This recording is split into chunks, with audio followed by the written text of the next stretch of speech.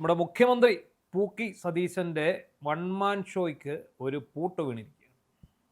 ഹൈക്കമാൻഡിൻ്റെ ഉണ്ടായിരിക്കുന്നു. അത് ശക്തമായ ഭാഷയിൽ കെ.സി. വേണുഗോപാൽ പറഞ്ഞിരിക്കുന്നു. അത് മദ്യനയത്തിലാണ് ഇപ്പോൾ വന്നിരിക്കുന്നത്. മദ്യനയം വ്യാപക വിമർശനത്തിന് ഇടയാക്കിയിട്ടുണ്ട്. പക്ഷേ അതിനകത്തെ വലിയൊരു തമാശ എന്താണെന്ന് ചോദിച്ചാൽ ഇത് കഴിഞ്ഞ സർക്കാരിൻ്റെ കാലത്ത് കൊണ്ടുവന്നത്. കഴിഞ്ഞ സർക്കാരാണ് വീര്യം കുറഞ്ഞ മദ്യത്തിൻ്റെ കൊണ്ടുവന്നത്. എന്നിട്ട് അതേ ആശാന്മാർ തന്നെയാണ് ഇപ്പോൾ വന്ന് വളം വയ്ക്കുന്നത്, ഇവിടെ മദ്യപ്പുഴ ഒഴുക്കാൻ പോകുന്നത്. അതിൻ്റെ വീര്യം എന്താ ആൽക്കഹോളിൻ്റെ അളവാണ് 0.5% മുതൽ 20% വരെ എന്നുള്ളതാണ് ഈ വീര്യം കുറഞ്ഞ മദ്യത്തിൻ്റെ ഒരു നിർവചനം എന്ന് പറയുന്നത്. അപ്പം അതിൽ കഴിഞ്ഞ സർക്കാർ ഇത് കൊണ്ടുവന്നെങ്കിലും കഴിഞ്ഞ സർക്കാർ നടപ്പാക്കിയില്ല. അവർ ഈ മദ്യനയം കൊണ്ടുവന്ന് കഴിഞ്ഞ സർക്കാർ ഇങ്ങനൊരു മദ്യനയം കൊണ്ടുവരാൻ വേണ്ടി എക്സൈസ് വകുപ്പ് മുന്നോട്ട് വന്നെങ്കിലും ധനവകുപ്പ് അംഗീകാരം കൊടുത്തില്ല. അപ്പോൾ ഇതിനകത്ത് നമ്മളിപ്പോൾ ഈ മദ്യനയം പറയുകയാണെങ്കിൽ ഇവരുദ്ദേശിക്കുന്നത് എന്താണ്? ഇതിനകത്ത് പിന്നെ ഈ വീര്യം കുറഞ്ഞ മദ്യ ഉപഭോഗത്തെ പ്രോത്സാഹിപ്പിക്കുമെന്നാണ് പറയുന്നത്. പക്ഷെ നല്ല സംഗതി അടിക്കുന്നവന്മാർ ഇതിലും പിടിച്ച് കുടിക്കുമോ? അല്ലെങ്കിൽ പിന്നെ അളവ് കൂടുതൽ വാങ്ങിക്കേണ്ടി വരില്ല. അതാ കട്ടൻ അടിക്കുന്നവന്മാർ എല്ലാം ഇതിനകത്ത് ഇപ്പം വേറെ ഒരു കാര്യം കൂടെ നമ്മൾ ഇതിനകത്ത് പറയണം. മദ്യത്തിൻ്റെ ഉപഭോഗം സത്യത്തിൽ കേരളത്തിൽ കുറഞ്ഞു. അതെ, പുകവലി കുറഞ്ഞില്ലേ? പുകവലി എന്ന് പറയുന്ന സംഭവം നമ്മുടെ നാട്ടിൽ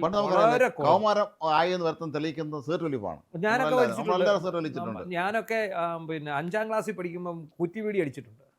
കാരണം എന്താണെന്ന് വെച്ചാൽ നമ്മളപ്പോൾ ഒരു ഹീറോയാണ്. ഇത് വലിച്ചു കഴിയുമ്പോൾ നമ്മളെന്തോ വലിയ ആളായി എന്നൊരു ചിന്തയുണ്ടായിരുന്നു. ഞാൻ കോളേജിലൊക്കെ പഠിക്കുന്ന സമയത്ത് നമ്മൾ ഈ സിഗരറ്റ് വലിച്ചിട്ടുണ്ട്. പക്ഷെ പിന്നീട് നമുക്ക് തന്നെ ഈ സിഗരറ്റ് വലി 1-2 തവണ വലിച്ചപ്പോൾ നമ്മൾ ഉപേക്ഷിച്ചു. മോഹൻ സംവിധാനം ചെയ്ത സിനിമ ഇടവേള, നമ്മൾ ഇടവേള ബാബു കണ്ടിട്ടുണ്ടാകും. അതെ അതെ, ആ ഇടവേളയിൽ പത്മരാജനാണ് തിരക്കഥ. അപ്പോൾ ഈ അശോകൻ, ഇടവേള ബാബു, പിള്ളേർ സെറ്റാണ്. അപ്പം ഇവർ കുടിക്കാൻ പോകും. ഇവരാരും കുടിച്ചിട്ടില്ല. അങ്ങനെ കുടിക്കാൻ പോയി ഫിറ്റായിപ്പോയി. ഫിറ്റായിരിക്കാൻ നടന്നു വരികയാണ്. അത് വരുമ്പോൾ അശോകനെ വഴി ഒരു തന്നെ ദേഹത്ത് ഇങ്ങനെ മുട്ടും. ഉടൻ തന്നെ അയാൾ ചൂടാവും. വെള്ളം അടിച്ചുകൊണ്ട് നടക്കാനുള്ള വഴി കൂടെ പറഞ്ഞാൽ ചീത്തൊളിയും. അപ്പോൾ ഇവരാകെ വിഷമം. ജീവിതത്തിൽ കുടിയല്ല. അപ്പോൾ അശോകൻ പറയും, കൊടുത്ത പൈസ മുതലായി.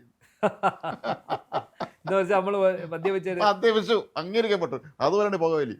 അല്ലെ, ഇതിനകത്ത് വേറൊരു കാര്യമുണ്ട്. ഈ വില കുറഞ്ഞ മദ്യം അതിന് ടാക്സ് 120%, 165% ഏർപ്പെടുത്തിയിരിക്കുന്നത്. ഇത് അതിന് അത്രയാണ് വെച്ചിരിക്കുന്നത്. അപ്പോൾ ഇതിനകത്തെ തമാശ എന്താണെന്ന് വെച്ചാൽ ബിയറിന് 116% ടാക്സ് ഉണ്ട്. അപ്പോൾ ബിയറിന് എനിക്ക് തോന്നുന്നു ഈ പറഞ്ഞ മദ്യത്തിൻ്റെയൊക്കെ തന്നെ ലഹരിയൊക്കെ വരുന്നുള്ളൂ. ഈ വീര്യം കുറഞ്ഞ മദ്യത്തിൻ്റെ ലഹരിയൊക്കെ വരുന്നു. അപ്പോൾ അതിന് എങ്ങനെ മദ്യ ഉപഭോഗം പ്രോത്സാഹിപ്പിക്കപ്പെടും എന്നുള്ളതിനെക്കുറിച്ചൊരു ചോദ്യവും വരുന്നുണ്ട്. ഇത്രയും വില കുറഞ്ഞ മദ്യം ബിയറാണ്. ഏറ്റവും വില കുറഞ്ഞ മദ്യം ബിയർ, വൈനും ബിയറുമാണ് വില കുറഞ്ഞത്. അപ്പോൾ അതിനകത്ത് അതിനേക്കാട്ടിൽ വില കൂടുതലാണ് ഈ പറഞ്ഞ വീര്യം കുറഞ്ഞ മദ്യത്തിന്. അപ്പോൾ എങ്ങനെ അത് പ്രോത്സാഹിപ്പിക്കപ്പെടും എന്നൊരു ചോദ്യവും ഉണ്ട്. പക്ഷേ എനിക്ക് തോന്നുന്നത് സതീശൻ മദ്യക്കമ്പനികൾക്ക് വേണ്ടി തീരെഴുതി കൊടുത്തു മദ്യനയം എന്നാണ് പ്രതിപക്ഷത്തിന്റെ. അല്ല, അത് പിന്നെ സ്വാഭാവികം. അവർക്ക് തീരെഴുതി കൊടുത്ത് നല്ല പരിചയം ഉള്ളതുകൊണ്ട് വേറെ ആരെങ്കിലും എന്തെങ്കിലും ഭരണപക്ഷം അവിടെ തീരെഴുതിയതാണ് എന്നവരങ്ങ് പ്രഖ്യാപിക്കുന്നതാണ്. ഇതിനകത്ത് സംഭവിച്ചത് എന്താണെന്ന് ചോദിച്ചാൽ എക്സൈസ് വകുപ്പോ എക്സൈസ് മന്ത്രിയോ ഈ വിഷയം അതാണ് അതിൻ്റെ പ്രധാനപ്പെട്ട കാര്യം. അവിടെയാണ് ഇതിന്റെ പ്രശ്നം. ഇത് സതീശൻ ഒറ്റയ്ക്കാണ് ഇത് ബജറ്റിൽ കൊണ്ടുവന്നത്. അടുത്ത ദിവസം ക്യാബിനറ്റ് മീറ്റിംഗ് ഇത് കൊണ്ടുവച്ച് പാസ്സാക്കാനുള്ള ഒരു നീക്കമാണെന്ന് തോന്നുന്നു. എന്താണെങ്കിലും ക്യാബിനറ്റ് ഡിസിഷൻ വേണമല്ലോ. അതെ. അപ്പോൾ ഇതെനിക്ക് തോന്നുന്നു എക്സൈസിൽ ബജറ്റിനകത്ത് അദ്ദേഹം ഒരു നിർദ്ദേശമായിട്ട് വെച്ചതാവാം. പക്ഷേ അത് ഏകപക്ഷീയമായി. അപ്പോൾ എക്സൈസ് മന്ത്രി എം ലിജു മുഖ്യമന്ത്രി നേരിട്ട് കാണുന്നുണ്ടെന്നൊക്കെ കേട്ടിരുന്നു. ഇപ്പോൾ അന്ന് കണ്ടോന്നറിയില്ല. നിയമസഭയുള്ള സ്ഥിതിക്ക് ചിലപ്പോൾ കാണുമായിരിക്കും. അതിൽ അദ്ദേഹം നിലപാട് വ്യക്തമാക്കുമായിരിക്കും. കാരണം ഇത് കോൺഗ്രസിന് മദ്യനയം സംബന്ധിച്ച് ഒരു ദേശീയ തലത്തിലൊരു നിലപാടുണ്ട് എന്നാണ് കേസുകൾ പറയുന്നത്. മദ്യപാനത്തെ പ്രോത്സാഹിപ്പിക്കാൻ പാടില്ല എന്നുള്ളതിനെ കാര്യം ഗാന്ധിയന്മാരാണല്ലോ.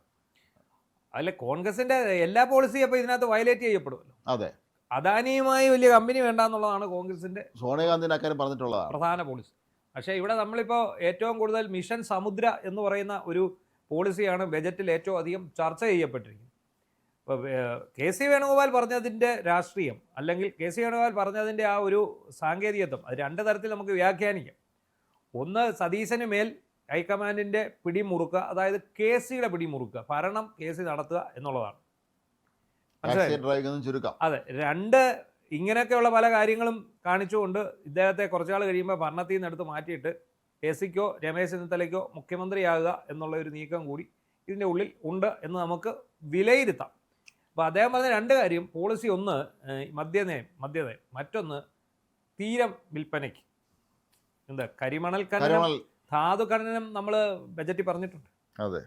കടലിൽ നിന്ന് ഇങ്ങോട്ട് മാത്രമല്ല, കടൽ തീരത്തുനിന്ന് ഖനനം കൂടി പറയുന്നുണ്ട്. അതായത് തോറിയം, ഒരുപാട് ധാതുക്കളുണ്ടല്ലോ അതെ, നമ്മുടെ കേരളത്തിൽ. കരിമണൽ അതുപോലുള്ള സാധനങ്ങളൊക്കെ പറയുന്നുണ്ട്.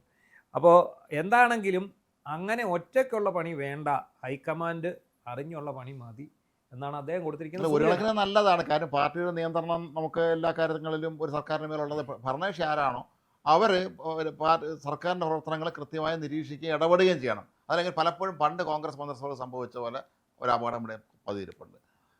പണ്ട് പലപ്പോഴും ഈ പാർട്ടി പിന്നെ അവിടെ നോക്കുകുത്തിയായിക്കൊണ്ട് ഈ മന്ത്രിസഭ അങ്ങ് പോവുകയാണ്.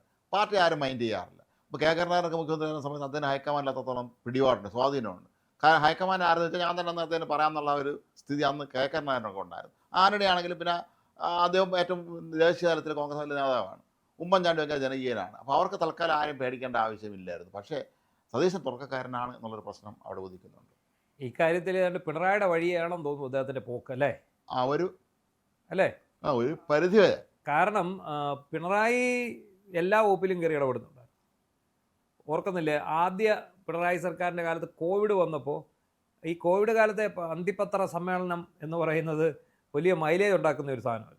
ശൈലജ അത് 2-3 ദിവസം കയറി ശൈലജ വലിയ സംഭവമായി മാറി. വൈകുന്നേരത്തേക്ക് ശൈലജ ടി വിയിൽ നിറയാൻ തുടങ്ങി. എന്തിന്? ശൈലജ മുഖ്യമന്ത്രിക്ക് പകരമായിട്ട് ഉയർത്തി കാട്ടപ്പെട്ടു. അതെ, എല്ലാവരും പറഞ്ഞു. അതോടുകൂടി ഇയാൾ പെട്ടുപോയി. അതോട് എന്ത് പറ്റി? അദ്ദേഹം ശൈലജയെ മാറ്റിയിട്ട് ഇതിലേക്ക് കയറിപ്പോയി.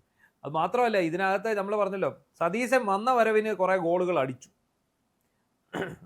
ഈ ബജറ്റ്, നിയമസഭയിലെ പ്രസംഗങ്ങൾ, സർക്കാരിനെ അടിച്ചിരുത്തിയുള്ള മുൻ സർക്കാരിനെ അടിച്ചിരുത്തിയുള്ള പരിപാടികൾ എല്ലാം കൊണ്ടുവന്നു. അപ്പോൾ ഈ കൂട്ടുത്തരവാദിത്തം എന്ന് പറഞ്ഞൊരു സംഭവം ഉണ്ടല്ലോ, അതിനകത്ത് പ്രധാനമാണ്. കൂട്ടുത്തരവാദിത്തം ഇല്ലെങ്കിൽ ഒന്നും മുന്നോട്ട് കൊണ്ടുപോകാൻ പറ്റില്ല. പക്ഷേ പുള്ളിയുടെ വകുപ്പിൽ നിന്ന് തന്നെ ഒരു നിയമന വിവാദം ഉയർന്നു വന്നു. അത് പുള്ളിക്കൊരു ക്ഷീണമായി പോയി നിയമവകുപ്പിൽ. പക്ഷേ അദ്ദേഹം പിന്നെ ഈ 4 കാലേ നിൽക്കുന്ന ഒരാളായതുകൊണ്ട് അദ്ദേഹം അത് വളരെ തന്ത്രപൂർവ്വം പുള്ളി അതിനകത്ത് പരിഹരിച്ചു. പിന്നെ ചർച്ച ചെയ്യപ്പെടാതെ പോയി. അതാണ് അദ്ദേഹം അതിനകത്ത് ഇത് വളരെ കൂളായിട്ട് രക്ഷപ്പെട്ടു. ചൂണ്ടിക്കാണിച്ചപ്പോൾ തന്നെ ഞാനത് തിരുത്തിയല്ലോ എന്ന് ചോദിച്ചു. പിന്നെ അതിനകത്ത് എന്തോ പരിപാടി പുള്ളി ഇതേ കിടന്ന് അള്ളിപ്പിടിക്കുമ്പോഴാണല്ലോ ഈ പ്രശ്നം വരുന്നത്. അത് KPCC പ്രസിഡന്റാണ് സംഭവിച്ചത്. മന്ത്രിയെ അളിയനെ പിടിച്ച് കൂടെ നിർത്തിയിട്ട് അള്ളിപ്പിടിച്ചുകൊണ്ട് എന്ത് പറ്റി? അയാളെ ഇനി എങ്ങും കൊണ്ട് വെക്കാൻ പറ്റാത്തൊരവസ്ഥ. അല്ലെ വളരെ രഹസ്യമായിട്ട് അയാളെ പിൻവലിച്ചിട്ട് അയാളെ വേറെ എവിടെയെങ്കിലും കൊണ്ട് തിരികായിരുന്നു. വല്ല കോർപ്പറേഷൻ്റെ സ്ഥലത്തോ വല്ല തലപ്പത്തോ എങ്ങനെയെങ്കിലുമൊക്കെ ചെയ്യാമായിരുന്നു. അതും നടന്നില്ല. ഇതിപ്പോൾ KC വേണുഗോപാൽ പറഞ്ഞിരിക്കുന്നത് സതീശൻ്റെ വൺമാൻ ഷോ വേണ്ട എന്നുള്ളതാണ്. ഒറ്റയ്ക്കുള്ള പരിപാടിയൊന്നും വേണ്ട, അത് പാർട്ടിയുടെ രീതിയിൽ തന്നെ മുന്നോട്ട് പോയാൽ മതി. അതായത് കഴിഞ്ഞ ഭരണത്തിൽ പിണറായി വിജയൻ ഒറ്റയ്ക്ക് ആ പരിപാടി നടത്തി. അവിടെ പാർട്ടി പുള്ളി പറയുന്ന വഴിക്ക് പോകായിരുന്നു. അല്ലാതെ പാർട്ടി പിണറായി വിജയനെ വരച്ച വരെ നിർത്തുമല്ലായിരുന്നു. അതിനു മുമ്പ് VS പാർട്ടി സെക്രട്ടറി ആയിരുന്ന സമയത്ത് തിരിച്ചായിരുന്നു. പാർട്ടി തീരുമാനിക്കും. അത് അപ്പോൾ VS വേണമെങ്കിൽ ചെയ്യണമായിരുന്നു. അപ്പോൾ ഇവിടെ അതുപോലെ ആ തുടക്കത്തിൽ സതീശൻ അത്യാവശ്യം നല്ല ഗ്ലാമർ കയ്യടിയൊക്കെ നേടി ബജറ്റും ഒക്കെ ആയിട്ട് ഇങ്ങനെ തിളങ്ങി നിൽക്കുകയാണ്. മദ്യനയം മിക്കവാറും തിരുത്തും. മദ്യനയം തിരുത്തിയേ പറ്റൂ. ഹൈക്കമാൻഡ് ആവശ്യപ്പെടാൻ തിരുത്തിയല്ലേ പറ്റുള്ളൂ. മറ്റന്നാൾ മന്ത്രിസഭായോഗം ഉണ്ടല്ലോ, ബുധനാഴ്ച മന്ത്രിസഭായോഗം, അത് തിരുത്തും. അപ്പം അദ്ദേഹത്തിൻ്റെ പിടി ശരിക്കും KC വേണുഗോപാൽ മുറുക്കിയിട്ടുണ്ട്. KC വേണുഗോപാലിന് മറ്റ് കലിപ്പെല്ലാം കൂടെ കാണും. ഏതാ മുഖ്യമന്ത്രിയാകാൻ പറ്റാത്തതിൻ്റെ കലിപ്പുണ്ട്. പിന്നെ സതീശൻ എല്ലാവരെയും കൂട്ടിപ്പിടിച്ച് അയാളുടെ പരിപാടി. പക്ഷെ ഒരു കാര്യം ഞാൻ പറയാം, വളരെ വലിയ നയതന്ത്രജ്ഞനാണ് VD സതീശൻ. ഇതിനകത്ത് അദ്ദേഹം 4 കാലയിൽ എങ്ങനെ പൊങ്ങി വരുമെന്നുള്ളതാണ് നമ്മൾ ശ്രദ്ധിക്കുന്നത്. VD സതീശൻ വളരെ മിടുക്കനാണ്, ഒരു സംശയം വേണ്ട കാര്യത്തിൽ. അദ്ദേഹം ഭംഗിയായി മുന്നോട്ട് കൊണ്ടുപോകും സർക്കാരിൻ്റെ ഭരണം. അദ്ദേഹം ഒരു പക്ഷേ അദ്ദേഹത്തിൻ്റെ മൊത്തത്തിൽ നിയന്ത്രണം അദ്ദേഹത്തിൻ്റെ കയ്യിൽ തന്നെ വരും. പക്ഷേ അങ്ങനെ അല്ലാത്ത രീതിയിൽ കൊണ്ടുപോകാൻ അദ്ദേഹത്തിന് അറിയാം. പിന്നെ വേറെ കാര്യങ്ങളുണ്ട്. ഈ മന്ത്രിമാരെല്ലാം KCയുടെ ആൾക്കാരാണ്. അതെ. ഈ മന്ത്രിമാരായിട്ട് തെരഞ്ഞെടുത്തതിൽ സതീശൻ്റെ ആൾക്കാരില്ലല്ലോ, മൊത്തം KCയുടെ ആൾക്കാരാണ്. അപ്പം അതുകൊണ്ട് തന്നെ അവരെ എല്ലാം വെച്ച് ഓപ്പറേറ്റ് ചെയ്യാവുന്ന പോലെ തന്നെ ഓപ്പറേറ്റ് ചെയ്യും. അങ്ങനെയൊക്കെയാണ് സംഭവിക്കുന്നത്. എന്താണെങ്കിലും ഒരു കാര്യം ഉറപ്പാണ്, നല്ല പിടുത്തം പിടിക്കാനുള്ള പിടിമുറുക്കാനുള്ള ഒരു നീക്കത്തിലാണ് KC.